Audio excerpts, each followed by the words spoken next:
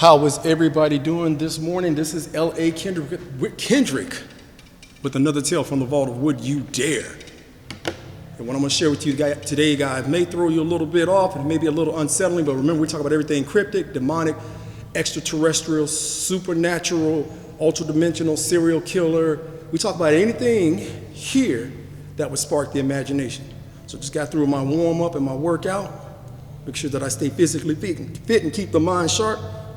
So if I go a little fast on the lyrical expression of what we're doing here, guys, bear with me, forgive me for my misquotes, and again, we do it unedited here. We don't edit things, we just let it go, we let it ride, all right?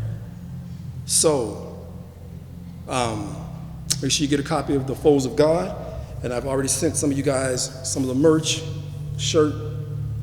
Some of you guys have received this, and fitness gear, this is part of the fitness line, and some of the fitness gear you guys have received for purchasing the book, you've received free t-shirts as well, and I do appreciate that. Again, it's The Foes of God by L.A.Kendrick. Let me not take up too much of you guys' time, and as usual, the party don't start till you walk in, and now that you're here, let's begin.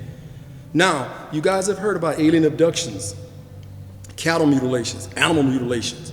Been going on for quite some time, right? Remember, take this with a grain of salt. We're just here speculating and talking about things in a informative, happy medium where you can actually come in here and talk about things and just enjoy the conversation, all right? That's what we're here doing. I don't own any of this information. I just grab something off the internet and I go with it. And that's what I've done today. So, but what if I told you, on top of those abductions and cattle mutilations and animal mutilations and other things that we've seen, right? What if I told you that our government has something to do with like a foreign exchange student program in exchange for technology? What if I told you there was a president that was directly involved in it?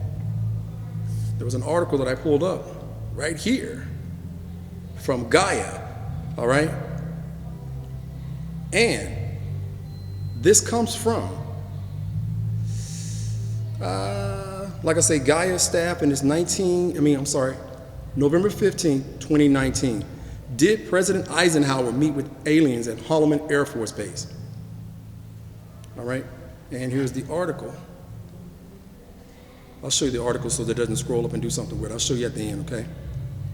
In 1953, President Truman gave up the Oval Office and passed the reins of power to his successor, President Dwight D. Eisenhower. It appeared that Truman also gave Ike a pretty hefty file containing a top-secret project called the Majestic 12 that Truman established by a classified executive order. Majestic 12 consisted of a group of scientists, military personnel, and other governmental officials and professionals who all worked together to understand and communicate with UFOs and extraterrestrials. President Eisenhower was extremely interested in UFOs and ETs. There's evidence that he met with ETs secretly at least 3 times. Once at Edwards Air Force Base in California and twice at Holloman Air Force Base in New Mexico. Since the Eisenhower meetings, other instances of UFO landings at or near Holloman Air Force Base have been reported. Here's 1954, Eisenhower's ET meeting at Edwards Air Force Base. President Eisenhower, who had been a 5-star Army general, always had a strong belief in life on other planets. In February 1954, he was spending several days in Palm Springs on vacation. He disappeared for several hours on one Saturday afternoon and even missed a scheduled public dinner. He was not seen again until late the following morning. The press questioned Ike's whereabouts, so the White House press secretary told him that Ike had a chipped tooth and had gone to see a dentist. Even at the time, rumors were that he was visiting ETs at a nearby Edwards Air Force Base. I'm gonna say AFB, so you guys don't know what that is. Air Force Base, that Edwards Air Force Base.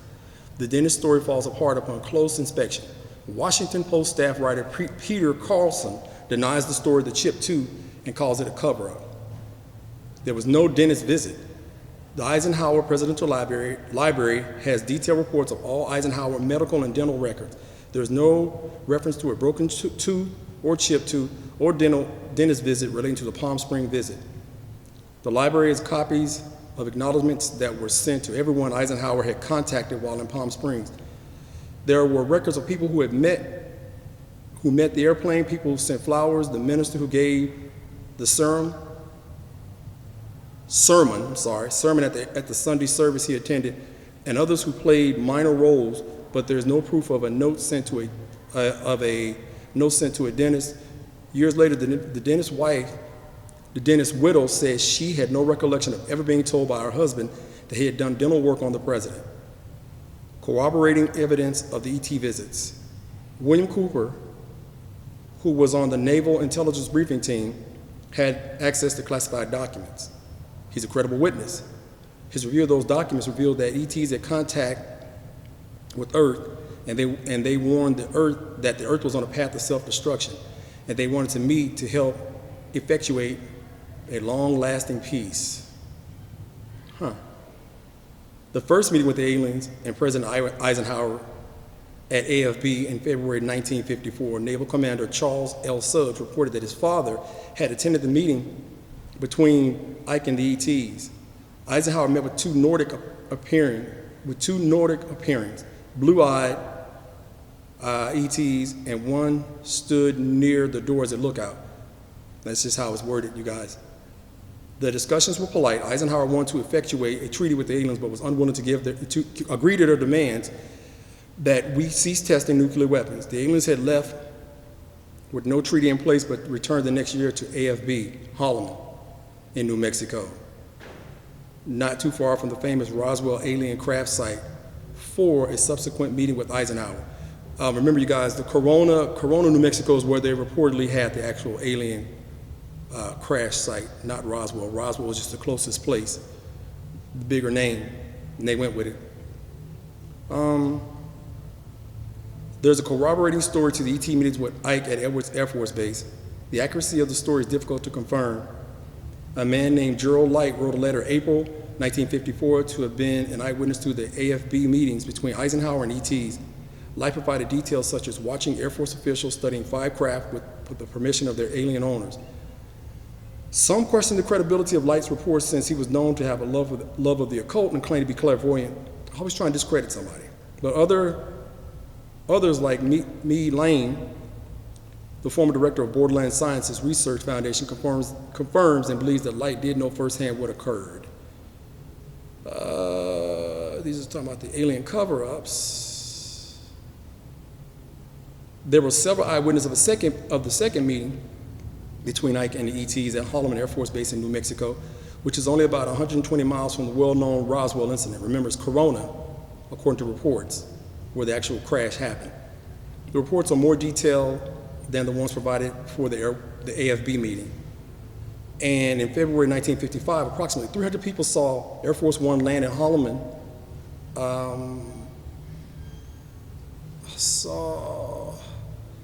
Air Force Base and taxi back out to the end of the runway. Shortly after the plane landed, the pilot instructed the tower to turn off all radar while the president's plane was on the tarmac, T-A-R-M-A-C. Shortly after Air Force One landed and the radar was turned off, 3 round objects were seen in the sky. One landed about 200 feet in front of Air Force One, another hovered over the area as though keeping watch, and the third one disappeared from visibility. A man presumed to be Eisenhower descended the steps of Air Force One. He was seen shaking hands with a being at the door of the saucer. Then he entered the unusual saucer-shaped craft. Ike was in the saucer for about 45 minutes. When he left, he was not wearing a hat and was clearly visible to many observers. All witnesses recognized him as President Eisenhower. The respected author and former Pentagon consultant Timothy Good came forward in 2012 to talk about Ike's meeting with ETs. Good discussed the purpose of those meetings. The upshot is that these particular aliens, like many other ETs, apparently wanted peace. They were trying to negotiate some sort of positive settlement for Earth's problems. Evidence indicates they wanted the U.S. to discontinue testing nuclear weapons. At first, they wanted the public to be told about their existence. In the final treaty, though, they seemingly had changed their minds and wanted to remain secret. Sinister. Ultimately, Eisenhower signed a treaty with the alien race called the Greys. The terms of the treaty are reported to have been, we would not be involved in their affairs, and they would not become involved in ours. They would help us with developing our technology. They would not make any treaty with any other nation on earth, or whatever, if this is true. They could abduct humans for various experiments, but had to provide names of all those they abducted to Earth Majestic 12 Committee. And the public will not be informed about the existence of ETs. That's just flat spooky. UFOs at Holloman Air Force Base. In 1964, three UFOs flew into the airspace at Holloman Air Force Base. They were tracked on radar and actually captured on film. One seemed to be wobbling, eventually landed at the Air Force Base.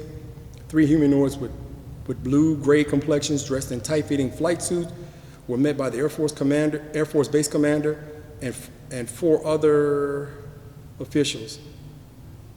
They stayed for several days. What was discussed in the meeting is still a mystery. It is also a mystery as to why so many people could have been involved in the meetings to date, and how many so few have broken their silence.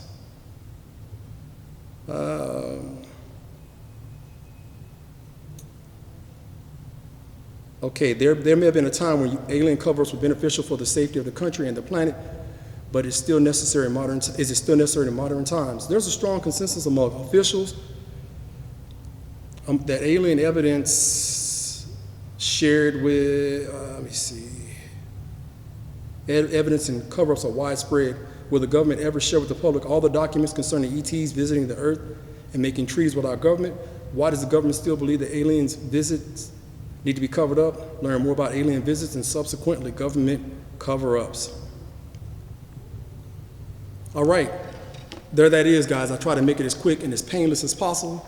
So basically, I travel this country, and I do something like try to travel every year if I get the time, and go across the country. Or, I've been to Wyoming, Devil's Tower. I've been across the country and seen some really, really strange stuff. And I'm not saying that any of this is true. I'm just throwing it out there. I try to make sure I get a bucket list clearing or cleansing. That way I can say that I've been to some of these places and experienced these things firsthand, or not the events, but where it happened.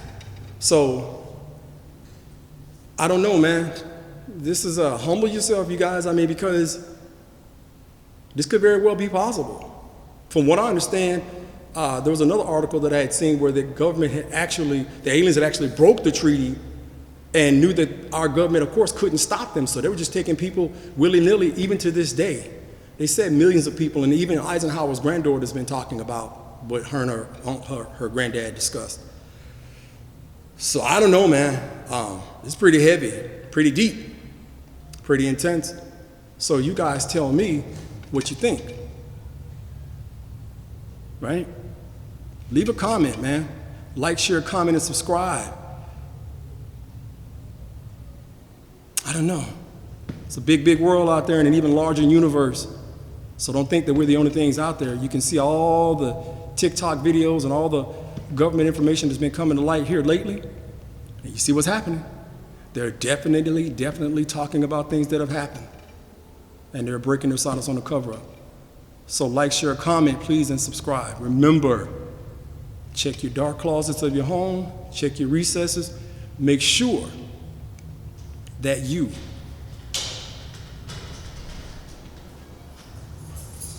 morning. Make sure that you check under your cars if you happen to work late at night or way into the wee hours of the morning, right? And because you just never know. She kind of threw me off, you guys. I'm sorry. Because you never know what's lurking in the dark, waiting to take you away and make you a story. All right? This has been L.A.Kendrick. And with that being said, you guys be safe. Take care of yourself out there. And you guys fill in the rest.